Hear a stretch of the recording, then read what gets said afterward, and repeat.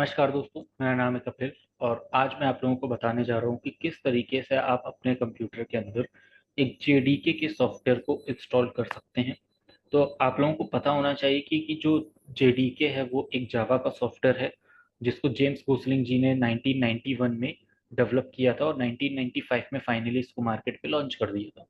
तो इस पूरे सॉफ्टवेयर को कैसे आपको डाउनलोड करना है, कहाँ से डाउनलोड करना है, किस तरीके से सॉफ्टवेयर का इंस्टॉलेशन प्रोसेस करना है और इसका इन्वायरमेंट वेरिएबल भी आपको मैं सेट करना सिखाऊंगा, जिसके प्रोसीजर के अकॉर्डिंग, यानी कि जब आप जावा के प्रोग्राम को रन कराते हैं तो आपको अपने कंप्यूटर में बार बार जाके उसके सेटअप को सही नहीं करना पड़े, वन टाइम में ही आपका पूरा प्रोसीजर सही से काम करने लगे।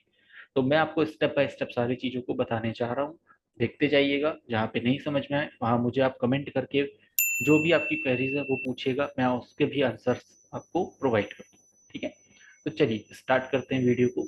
तो जैसा कि आप देख रहे हैं अभी करंट मेरी स्क्रीन पे आपको विजुलाइज हो रहा है ये google.com। और google.com पे जो विंडो है यहाँ पे आपको एक सर्च बटन मिल रहा है जहाँ पे आप कुछ भी टाइप कर सकते हैं। तो यहाँ पे मैंने टाइप किया जेडीके डाउनलोड। अब जेडीके को जब आप डाउनलोड करेंगे तो जेडीके बहुत सारे वर्जन में इसमें अवेलेबल होगा, तो आप करंट वर्जन को यहाँ से एक्सेस कर लेना। अगर आप विंडोज 10 को यूज कर रहे हैं तो फॉर विंडोज 10 को आप सिलेक्ट कर लेना, विंडोज 11 को यूज कर रहे हैं तो विंडोज 11 को यूज कर लेना, अगर आपके पास मैक ऑपरेटिंग सिस्टम है तो आप मैक ऑपरेटिंग सिस्टम के लिए यूज कर लेना, अगर आपके पास ओल्ड वर्जन का विंडोज 7 है तो आप उसको भी यूज कर लेना। अगर आपको रिक्वायरमेंट है 1.8 को यूज करने की, किसी किसी सिस्टम में 1.8 सपोर्ट करता है, तो आप 1.8 को भी यहाँ से चूज कर सकते हैं। तो आपको यहाँ पे नंबर ऑफ लिस्टिंग विजुलाइज हो रही होगी, जिसको भी आप यहाँ से यूज करना चाहते हैं आप बहुत आसानी से इसको यहाँ से यूज कर सकते हैं। तो चलिए, मैं जैसे मेरे पास अभी करंट में विंडोज 10 में यहाँ पे यूज कर रहा हूँ तो मैंने यहाँ पे क्लिक किया विंडोज 10 को। ठीक है, और फिर आपके पास एक ऑफिशियल वेबसाइट यहाँ पे विजुलाइज हो रही होगी ओरेकल की।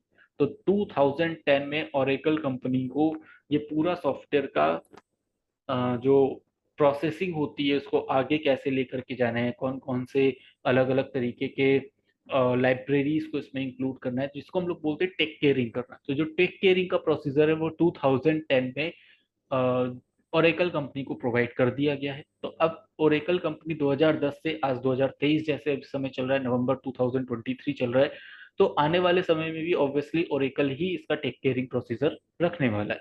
ठीक है, तो ये भी एक इंटरव्यू का क्वेश्चन हो सकता है आप लोगों से कि ओरेकल कंपनी का जो प्रोसीजर है वो कैसे काम होता है जावा के साथ। तो जावा जो है या जो जेडीके का जो सॉफ्टवेयर है वो कैसे काम कर रहा है।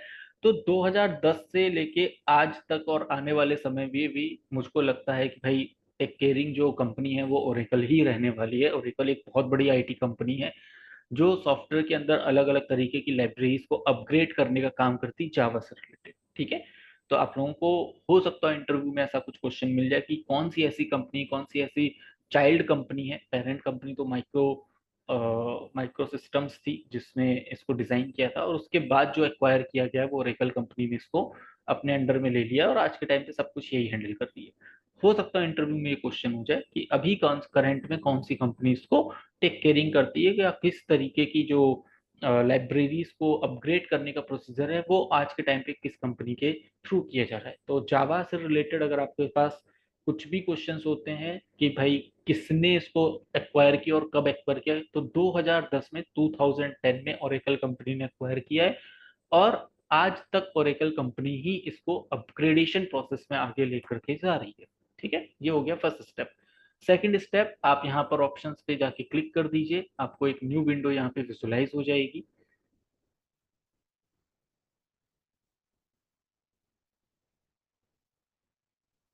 यहाँ पे आप देख सकते हैं this is a new window, एक न्यू टैब ओपन हो चुका है। न्यू टैब ओपन होने के बाद आपको यहाँ पे दिखेगा कि आप 21 वर्जन को डाउनलोड करना चाहते हैं, 17 वर्जन को डाउनलोड करना चाहते हैं या अदर वर्जन को डाउनलोड करना चाहते हैं। तो मैंने यहाँ पे बोला कि भाई 21 वर्जन को डाउनलोड करना है। मैक के लिए डाउनलोड करना है तो आप X64 इंस्टॉलर को यूज कर सकते हैं। अगर आप मैक सॉरी विंडोज को यूज करना है तो X64 इंस्टॉलर को यूज कर सकते हैं। मैक को अगर आपको यूज करना है, जिसके पास मैक ऑपरेटिंग सिस्टम है, तो आप लोग यहाँ पे डीएमजी इंस्टॉलर को यूज कर लीजिएगा। आपके लिए डीएमजी इंस्टॉलर है, आप इस बटन पे राइट क्लिक करिएगा और न्यू टैब ओपन कर लीजिएगा। ठीक है, लिनक्स के लिए भी आपको यहाँ पे आप यहाँ पे यूज कर सकते हैं। बहुत सारे वर्जन आपको यहाँ पे विजुलाइज हो रहे हैं। तो लिनक्स के लिए भी आपके पास एक ये वर्जन आपके पास अवेलेबल है, कंप्रेस्ड वाला भी वर्जन आपके पास अवेलेबल है, और आरपीएम वाला भी आपके पास अवेलेबल है। ठीक है, तो इनको आप अपने सिस्टम्स के अकॉर्डिंग देख लीजिएगा कि किस तरीके के वर्जन हमारे पास यहाँ पे यूज हो पाएंगे। ठीक है, सेकंड स्टेप इसमें आता है कि जैसे विंडोज के जितने भी यूजर्स हैं, अगर वो इसको यूज करना चाहते हैं तो x64 इंस्टॉलर विंडोज के स्पेशली जो सबसे ज्यादा यूजर्स मार्केट में, डेफिनेटली वो विंडोज के बहुत ज्यादा यूजर्स है मार्केट में, स्पेशली इंडिया लेवल पे तो बहुत ही ज्यादा है। ठीक है, तो x64 इंस्टॉलर को अगर आपको यूज करना है तो आप ये जो मेरा लिंक देख रहे हैं ना, ठीक है, डाउनलोड यहाँ पे दिखा हुआ आपको दिख रहा है कि डाउनलोड है, और इसका साइज जो है वो 163.82 MB है। जैसे ही आप इसको क्लिक करके नेक्स्ट बटन पे क्लिक कर देंगे, और आपको ये नेक्स्ट बटन पे जैसे ही आप क्लिक करेंगे, यानी कि आप इस लिंक पर क्लिक करेंगे, वो आपको ये प्रोसीजर स्टार्ट करके दे देगा। आप इसको स्टार्ट होने दीजिए, चलने दीजिए। जैसे ही ये प्रोसीजर आपका डाउनलोड हो जाएगा, .exe फाइल डाउनलोड हो जाएगी, ऑलमोस्ट हो ही गई है।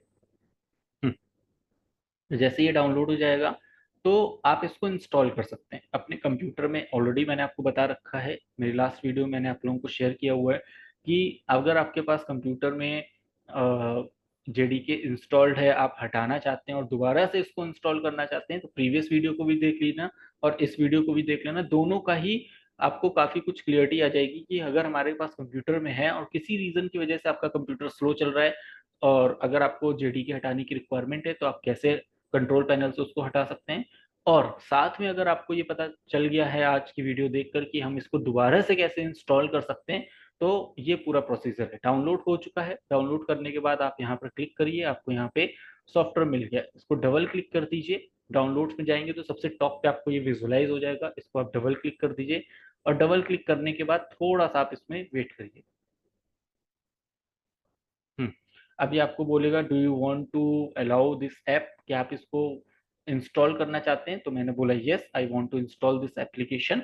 मुझको इस एप्लीकेशन को अपने कंप्यूटर में इंस्टॉल करने की रिक्वायरमेंट है। तो अब आप देखेंगे कि ये इंस्टॉलेशन विजार्ड आपके पास यहाँ पे विजुलाइज हो गया है। नेक्स्ट बटन पे आप यहाँ पे क्लिक कर दीजिए। बॉटम में देखिए आपको ये दिखा रहा है कि ये हमारे पास करंट लोकेशन है। अगर आप लोकेशन चेंज करना चाहते हैं तो आप यहाँ से किसी दूसरी लोकेशन को पिक कर सकते हैं। अगर आपको लोकेशन चेंज नहीं करनी है, आपको लगता है कि नहीं ये लोकेशन परफेक्ट है मेरे लिए, किसी किसी के पास SSD अगर आप लोग यूज कर रहे हैं तो बोला जाता है भाई कि SSD के अंदर ही आप अपने सारे सॉफ्टवेयर को इंस्टॉल करिए। तो ये एक प्रोसीजर है, आप यहाँ पे कुछ भी चेंज करने की रिक्वायरमेंट नहीं है आपको। एज इट इज आप इसको बस नेक्स्ट बटन पे फिर से क्लिक कर दीजिए। ये एक छोटा सा प्रोसेस है, ये प्रोग्रेस बार जैसे ही आपका स्टार्ट होगा, स्टेटस आप देख रहे हैं, जैसे ये ग्रीन कलर में आने लगेगा तो आपको क्लियर हो जाएगा कि हाँ भाई मेरा सॉफ्टवेयर यहाँ पे रन करना स्टार्ट हो गया है, इंस्टॉल होना स्टार्ट हो गया है। और जैसे ही इंस्टॉल होगा फिर आप इसको चेक कर सकते हो अपने सिस्टम में कि एक्चुअली में इंस्टॉल हो गया है या नहीं हुआ है, और कौन कौन सी एक्स्ट्रा सेटिंग्स हैं जिसको यूज करना हमारे लिए बहुत ज्यादा जरूरी है। देखिए कितनी फास्ट एग्जीक्यूट हो रहा है ये प्रोसेस, ऑलमोस्ट फिनिश पर है ये।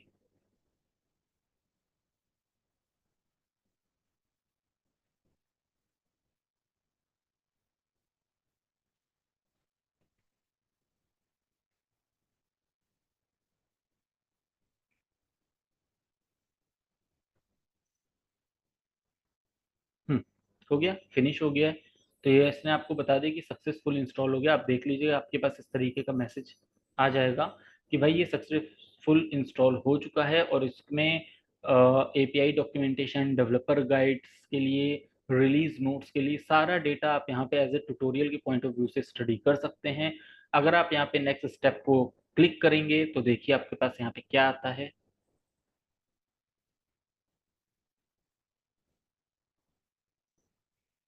यहाँ पर देखिए इसका डॉक्यूमेंटेशन ओपन हो गया। अगर आपको यहाँ पे कुछ भी स्टडी करना है related to the Java technology तो इसने यहाँ पे टूल्स दे रखे हैं।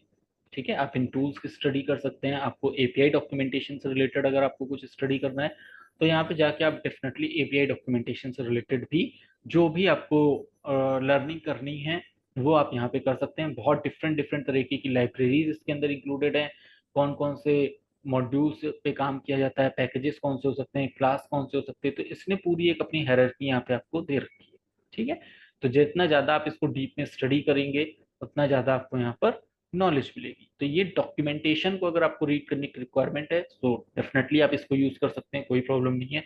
और अभी ये करंटली आपका सॉफ्टवेयर प्रॉपर तरीके से आपके सिस्टम में इंक्लूड हो चुका है। इसको मैं क्लोज कर देता हूँ। क्लोज करने के बाद आपके कंप्यूटर को बस एक बार रिफ्रेश कर लेता हूँ। ठीक है, रिस्टार्ट नहीं करना है अभी, रिफ्रेश करना है। रिफ्रेश कर लिया। अब रिफ्रेश करने के बाद अब आपको यहाँ पे चेक करना है कि आपके सिस्टम में क्या जेडीके इंक्लूड हो गया है या नहीं हुआ है। वो कैसे पता करेंगे? तो उसको पता करने के लिए आप जाइए अपने सी ड्राइव में। सी ड्राइव में जाके प्रोग्राम फाइल, ये जो 86 लिखा हुआ है ना, उस पर क्लिक करिएगा। देखिए अभी आपको यहाँ पे कुछ भी विजुलाइज नहीं हो रहा। बैक करिए, इस प्रोग्राम फाइल पे जाइए और आपको यहाँ पे दिख रहा है जावा। ठीक है, किसी किसी के सिस्टम में हो सकता हो आपको 86 में विजुलाइज हो रहा हो। ऐसा भी मैंने देखा है कि किसी के सिस्टम में 86 में जाके वो एक फोल्डर जनरेट कर देता है। तो आप एक बार चेक कर लीजिएगा कि आपके कंप्यूटर में कहाँ पर एक नया फोल्डर जनरेट कर रहा है। ठीक है, जैसे मेरे अभी लैपटॉप और डेस्कटॉप में जिसमें भी मैं वर्क कर रहा हूँ उसमें ये प्रोग्राम फाइल्स में जाके जावा का सेटअप बना रहा है। और यहाँ पे आप देख सकते हैं JDK 21। JDK 21 के अंदर आप बिन फाइल में जाएंगे। बिन फाइल में जाके आप यहाँ पे सर्च कर सकते हैं .javac, जेवैक, जावा कंपाइलर, और प्रेस कर दीजिएगा एंटर। तो आपको यहाँ पे दिखा देगा सी के अंदर प्रोग्राम फाइल के अंदर जावा फोल्डर के अंदर JDK 21 फोल्डर के अंदर जाके बिन फाइल में डॉट जावा का जो कंपाइलर है वो यहाँ पे अवेलेबल है। जब आप अपने प्रोग्राम को कंप्यूट करते हैं, एग्जीक्यूट करते हैं, जब JDK JVM JRE एक दूसरे के साथ कोलैबोरेट होकर काम कर रहा होता है तो कहीं ना कहीं ये जावा का जो कंपाइलर है वो बहुत यूजफुल होता है। ठीक है, तो अभी के लिए आप सिर्फ ये समझिए कि ये जावा का कंपाइलर कहाँ से आपको मिलता है। तो इसका बहुत सिंपल सा तरीका है, सी ड्राइव में जाके, प्रोग्राम फाइल में जाके, जावा में जाके, JDK 21 में जाके, बिन में जाके आप यहाँ पे सर्च कर सकते हैं। आपको डॉट जावैक कंपाइलर आपको अवेलेबल हो जाएगा। अब नेक्स्ट स्टेप आपके पास आता है, ये जो आपने पूरा पाथ बना रखा है ना, सबसे टॉप पे आप देख रहे हैं ये पूरा पाथ है। तो बिन तक का आप पूरा पाथ यहाँ से कॉपी कर लीजिए। कॉपी करने के बाद अब इसका इन्वायरमेंट वेरिएबल का सेटअप कैसे डिजाइन किया जाता है, ये मेन इंपॉर्टेंट पार्ट है।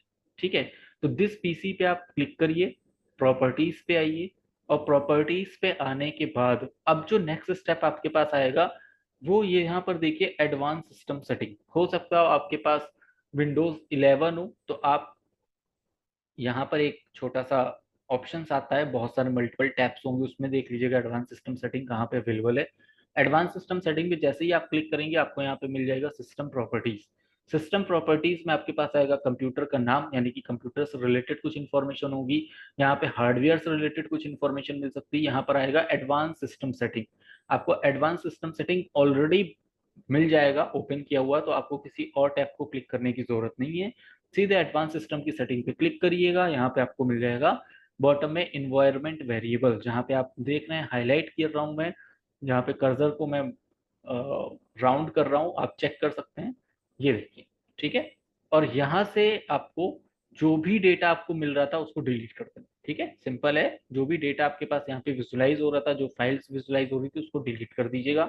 और डिलीट करने के बाद न्यू करके एक और बटन आपको विजुलाइज हो रहा है, उसमें जाके आप यहाँ पे लिख दीजिएगा पाथ। ठीक है, आपको यहाँ पे क्या टाइप करना है, capital P small ATH, path. और फिर आप यहाँ पर जो आपने कॉपी किया था, लोकेशन जो कॉपी करी थी, जहां पे आपका सिस्टम उस सॉफ्टवेयर को स्टोर करके रख रहा है, वहां की कंप्लीट फाइल की जो लोकेशन है, जो पाथ है, उसको कॉपी करके आप यहाँ पे पेस्ट कर दीजिए। हो गया पेस्ट, सिंपल है। अब ये बोलेगा कि क्या आप इसको ओके करना चाहते हैं, तो बिल्कुल ओके करना चाहते हैं। फिर आप इसमें इन्वायरमेंट वेरिएबल का जो पेज आपके पास ओपन हो गया था इसको भी आप ओके कर दीजिए। सिंपल है। इतना करने के बाद अब आप यहाँ पे चेक कर सकते हैं कि आपके पास सिस्टम में किस तरीके से वो जो सॉफ्टवेयर था वो एक्चुअल में इंक्लूड हो गया या नहीं हो गया। वो कैसे पता चलेगा? तो फिर से आप विंडो आर करिए। विंडो आर करके आपको एक रन कमांड मिल जाएगी। यहाँ पे आप टाइप करिए CMD, कमांड प्रॉम्प्ट। और कमांड प्रॉम्प्ट में जाके आप यहाँ पे लिख दीजिए JAVAC, जेवैक। जैसे ही आप जेवैक टाइप करेंगे आपको यहाँ पे बहुत सारी लाइंस इस तरीके से विजुलाइज हो जाएंगी। इसका मतलब ये है कि आपके कंप्यूटर में बहुत अच्छी तरीके से सॉफ्टवेयर इंस्टॉल हो चुका है। दूसरा प्रोसेस एक और आपको बता देता हूँ। CLS करके आप इसको हटा दीजिए। CLS ये होती कमांड, ठीक है। तो CLS कमांड को जैसे ही आप यहाँ पे यूज करेंगे वो आपकी स्क्रीन को क्लियर कर देगा, और स्क्रीन क्लियर करने के बाद आप फिर से यहाँ टाइप कर सकते हैं Java space hyphen hyphen VERSION, जावा हाइफन हाइफन वर्जन। और फिर आपको यहाँ पे मिल जाएगा कि आपने 21.0.1 ये जावा का जो करंट वर्जन है उसको यूज किया है, और 2023 में आपने इसको इंस्टॉल किया हुआ है। यहाँ पर आपको उस टाइमिंग वगैरह भी विजुलाइज हो जाएंगी, इसको चेक कर लीजिएगा। इसका कोई मतलब नहीं है, बस आपको ये पता चल जाएगा कि कौन से बिट पे आप काम कर रहे हैं, 64 बिट ऑपरेटिंग सिस्टम पे आप काम कर रहे हैं, ये भी आपको कंप्लीट इन्फॉर्मेशन दे देगा। और अगर आपको इसको इंस्टॉल कर लिया है, सब कुछ सही है, तो आप अपना इक्लिप्स को इंस्टॉल करने का प्रोसेस अब आप स्टार्ट कर सकते हैं। फिर आप इक्लिप्स को इंस्टॉल करिए। अगर आपको जावा के ऊपर प्रोग्रामिंग करनी है तो मैं आपको कमांड लाइन के थ्रू प्रोग्रामिंग कैसे की जाती है उसका भी एक नेक्स्ट सेशन बहुत ही जल्दी आपको प्रोवाइड कर दूंगा, ताकि आप स्टेप बाय स्टेप सारी चीज़ों को बहुत अच्छे से स्टडी कर सकें, समझ सकें।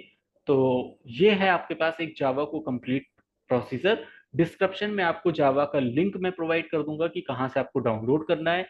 सारे स्टेप्स को स्टेप बाय स्टेप करते जाइएगा, आपको कभी भी कोई प्रॉब्लम नहीं आएगी, चाहे विंडोज 7 हो, चाहे विंडोज 10 हो, चाहे विंडोज 11 हो, किसी भी ऑपरेटिंग सिस्टम के लिए आप इसको यूज कर सकते हैं।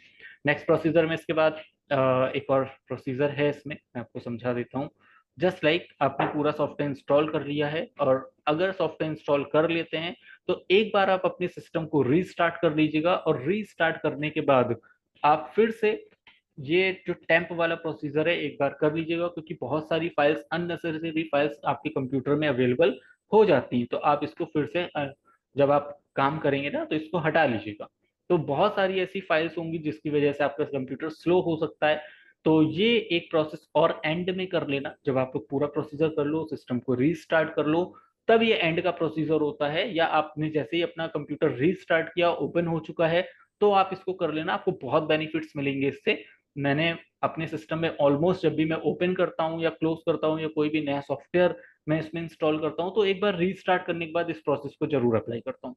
आप लोग भी करिएगा, इससे आपको बहुत बेनिफिट्स मिलेंगे और आपका सिस्टम बहुत फास्ट एग्जीक्यूट चलता रहेगा। ठीक है। सो अब मिलते हैं नेक्स्ट वीडियो में। अब मैं आपकी स्टार्ट कर रहा हूँ जावा की सीरीज। जावा का आज फर्स्ट वीडियो था, कैसे आप लोग जावा को जो जेडीके का प्रोसीजर है यहाँ पे इंस्टॉल करेंगे, और फिर मैं आपको एक नई प्रोसीजर्स पे लेके चलूंगा जिसमें हम लोग इक्लिप्स को इंस्टॉल करके देखेंगे। और इक्लिप्स एक बहुत ही ज़्यादा यूजफुल सॉफ्टवेयर है जिसका यूज हर कंपनी ऑलमोस्ट करती है, चाहे वो आप बिगनर हो चाहे आप प्रोफेशनल हो, दोनों लोगों के लिए बहुत ज़्यादा यूजफुल हो सकता है। ठीक है। सो अब हम लोग मिलेंगे नेक्स्ट वीडियो में कुछ न्यू प्रोसीजर्स के साथ। सो इस वीडियो को देखिएगा। अगर आपको कोई डाउट्स हो, कुछ नहीं क्लियर हो रहा हो, तो आप मुझे कमेंट कर दीजिएगा, मैं आपको उसके सॉल्यूशंस प्रोवाइड कर दूंगा।